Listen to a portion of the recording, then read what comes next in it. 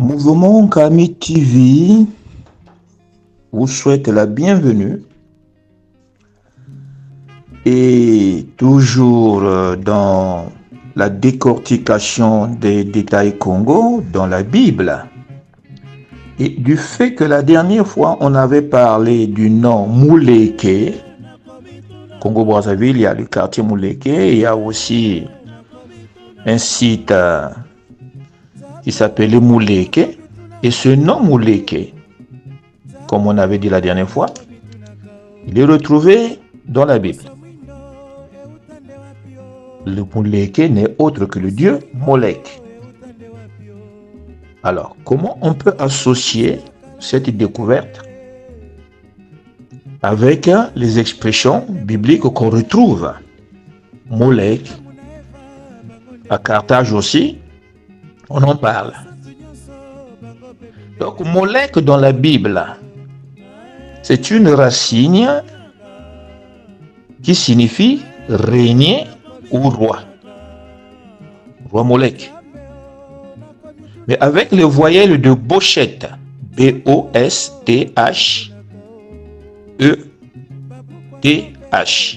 qui veut dire honte, pour indiquer une aversion. Alors, c'est une divinité associée en particulier aux Ammonites. Ceux qui lisent la Bible savent ce qu'étaient les Ammonites. Un roi, chapitre 11, le verset 5, le verset 7, le verset 33. Alors, il y en a qui disent peut-être la même que Moloch. C'est pareil. Mouleke, Molek, Moloch.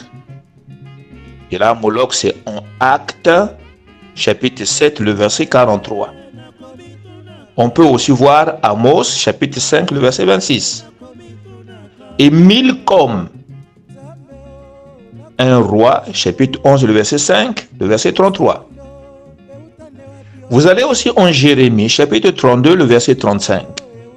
Molek est mentionné parallèlement à Baal. Baal, Mobali, propriétaire de la femme. On avait expliqué pourquoi ce mot Baal a viré au faux Dieu. Baal, c'est le père, Baala, ce sont les enfants. Vous lisez Chroniques mésopotamiennes. Ce qui laisse supposer, sinon, qu'ils ne font que un. Ça, c'est d'après les autres. Mais nous disons qu'ils ne font que un. Du moins qu'il y a un lien entre tout cela. Oui, nous disons Moloch, Molek, c'est pareil. De nombreuses autorités considèrent Molek comme un titre plutôt comme le nom d'une divinité particulière.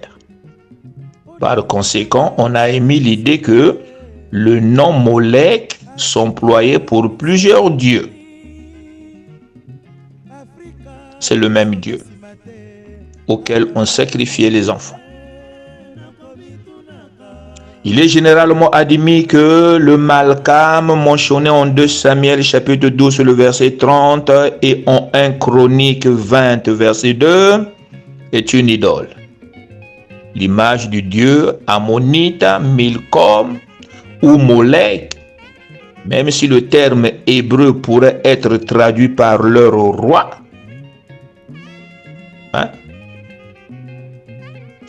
vous allez vérifier dans 2 Samuel chapitre 12 le verset 30, la Bible de Louis II,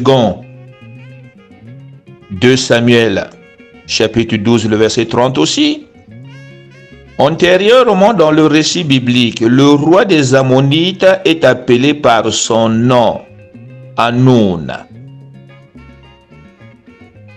Ça c'est en 2 Samuel chapitre 10 le verset 1 à 4. Il est donc logique d'en déduire que s'il était question du roi plutôt que de l'idole, les Écritures auraient fait figurer le nom Hanoun plutôt que Malkam. En outre, On estime improbable qu'un roi ait porté une couronne pesant environ 34 kilos. Pour la raison, on a émis l'idée que David ne plaça la couronne de Malcham sur sa tête que quelques instants, peut-être pour marquer sa victoire sur ce faux Dieu. Selon la leçon du Targum, que nombreux traducteurs ont retenu, cette couronne n'était garnie que d'un seul joyau. Aussi, certains pensent-ils que ce fut ce joyau et non la couronne elle-même qui passa sur la tête de David. David, le roi David. Soulignons passons que David n'était pas juif. Alors, ce Molech était connu comme un dieu à qui on sacrifiait les enfants. Mouleke. La loi que Dieu donne à Israël, la loi que le Créateur donne à Israël, ordonnait de mettre à mort quiconque, même un résident étranger, sacrifierait sa descendance à Molech. Ça, c'est Lévitique chapitre 20, le verset 2 à 5. Quand le peuple d'Israël va rentrer en Palestine, le Créateur va dire, quand vous rentrerez là-bas, vous allez rencontrer des pratiques honteuses. Il y en a qui sacrifient leur Dieu là-bas à leur Molech. Mais vous ne le faites pas. Vous voyez? Malgré tout, tant dans le royaume de Juda que dans celui des 10 tribus, des Israélites apostats firent passer leurs enfants par le feu. 2 Rois chapitre 17, le verset 17, le verset 18, Ézéchiel chapitre 23, le verset 4, et le verset 36 à 39.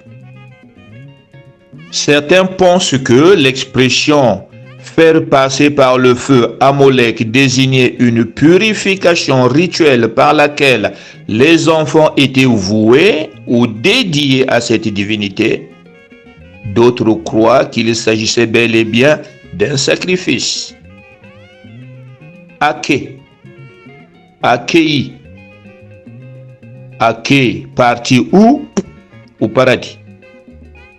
C'était pour calmer la colère des parents. Il est indéniable que les Cananéens et les Israélites apostats sacrifièrent leurs enfants. Deutéronome chapitre 12, le verset 31. Vous allez aussi dans Psaume 106, le verset 31 et le verset 38. Un certain roi Ahaz de Juda se mit à brûler ses fils dans le feu. 2 Chroniques chapitre 28, 2 Chroniques 28, le verset 3. Maintenant, il y a un texte parallèle. 2 Rois chapitre 16, le verset 3 déclare ceci. Même son fils, il le fit passer par le feu. Fin de citation. Cela indique qu'au moins dans certains cas, faire passer par le feu est synonyme de sacrifier. Cependant, le culte de Molech ou Mouleke ne fut probablement pas toujours et partout le même. Par exemple, bien que le roi Salomon, influencé par ses femmes étrangères, ait bâti des autels ou des hauts lieux pour Molech et d'autres dieux, il n'est pas fait mention de sacrifice d'enfants avant l'époque du roi Ahaz. 1 Roi chapitre 11, le verset 7, le verset 8. Si cette pratique odieuse avait été préparée auparavant, elle aurait sans aucun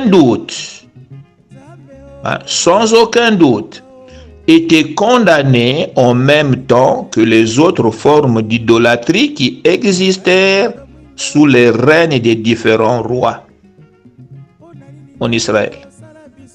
C'est pourquoi les commentateurs sont d'avis que l'expression faire passer par le feu signifie primitivement opérer une purification rituelle et qu'elle en vint par la suite à désigner un sacrifice proprement dit. L'expression qu'on fasse passer à Molech, figurant dans la note sur Lévitique 18, verset 21, signifie sans doute vouer ou dédier des enfants à ce faux Dieu. Ce verset est traduit de différentes façons. Dans d'autres versions, vous allez voir, il est écrit « Tu ne donneras point de tes enfants pour être consacrés à l'idole Moloch. Tu ne donneras point de tes enfants pour les vouer à Moloch. Tu ne dois pas permettre qu'on voue à Molech l'un de tes descendants. Tu ne donneras point de tes enfants pour les faire passer par le feu à l'honneur de Molech. » Voyez, c'est la même idée, mais écrit de plusieurs formules. Ahaz et Manassé sont les seuls rois de Juda dont il est dit qu'ils firent passer leurs enfants par le feu. Mais avec les lames que lui donnèrent ces deux rois, apparemment cette coutume de sacrifier les enfants s'implanta chez les Israélites en général. Certaines fois, au moins, les enfants n'étaient pas brûlés vifs, mais tués auparavant. Qu'est-ce que ça change? Là, vous allez retrouver ce détail. Les enfants qu'on tuait avant de les brûler, ça c'est dans Ézéchiel chapitre 16, le verset 20 à 21. Un certain roi nommé Yoshia souilla Tophet, le principal centre du culte de Molech en Juda, afin que personne ne fasse passer sa descendance par le feu. Et pour autant, cette pratique ne disparaît pas définitivement. Ézéchiel, qui commença son service de prophète 16 ans après la mort de Yoshia, signale qu'elle avait cours à son époque. Ézéchiel chapitre 20, le verset 31. On a émis l'hypothèse que le Molech à qui des enfants étaient sacrifiés avait la forme d'un homme mais une tête de taureau. Son image aurait été chauffée au rouge et les enfants jetés dans ses bras tendus, si bien qu'il tombait dans le four de feu au-dessous. Au-dessous. Cette conception repose essentiellement sur la description de Chronos ou Moloch carthaginois. L'histoire est racontée par Diodore de Sicile, historien grec du 1er siècle avant notre ère. En ce qui concerne l'astrologie pratiquée dans le cadre du culte de Molech, là nous allons voir l'origine de l'astrologie. Et quand vous lisez les écrits de Carthage, la bande dessinée de Carthage, vous allez bien voir cette image. Détail Congo dans la Bible. Ceux qui disent oui, la Bible est un livre de symboles, ceux-là sont des aigris qui trouvent que ceux qui découvrent les détails Congo dans la Bible les ont surpassés en connaissance. Bien des choses à vous. La prochaine fois, soyez connectés, soyez abonnés à TV Nkami.